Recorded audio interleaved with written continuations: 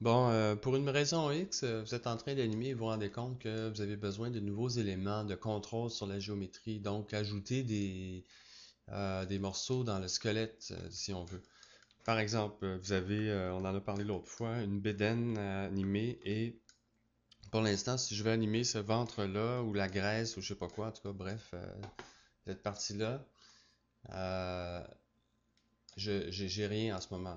J'ai la colonne vertébrale et je peux pas animer la colonne vertébrale sans animer tout le personnage, là. Alors, si je veux animer cette région-là, j'ai deux choix.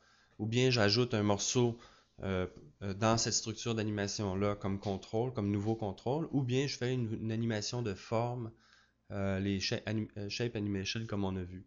Je pense que le plus simple, évidemment, si on veut travailler avec en plus des éléments de simulation, comme on le voit dans les autres vidéos, ben à ce moment-là, il faut carrément ajouter des éléments.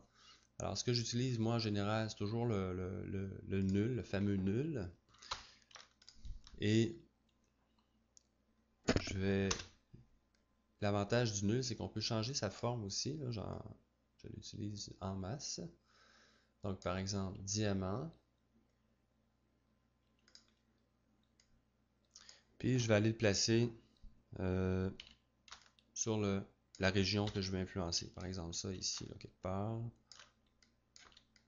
Voyons. Hop. Et voilà, quelque chose comme ça. Donc, ce que j'ai à faire, d'abord, je vais l'intégrer dans la structure ici. Donc, je vais sélectionner par exemple son parent, qui va devenir son parent. Ça serait ce morceau-là ici. Et je vais faire parent. Et on voit dans le menu en bas Pick Child, comme ça. Donc, je vais sélectionner le nul. Sortir du mode, et voilà. Aussitôt que je vais faire une animation de la vertèbre, je vais entraîner cet objet-là qui va pouvoir être animé quant à lui complètement indépendamment. Mais quand même localement à la vertèbre. Alors, maintenant, ce qu'il me reste à faire, c'est d'ajouter l'influence de ce contrôle-là. Alors, ce que je fais, c'est que je retourne dans Set Envelope, et là, vous n'avez pas besoin d'avoir peur de perdre tout le travail que vous avez fait tantôt de correction. Vous n'avez qu'à ne pas activer cet élément-là ici, Automatically Reassign Envelope. Donc, il ne recommencera pas de zéro.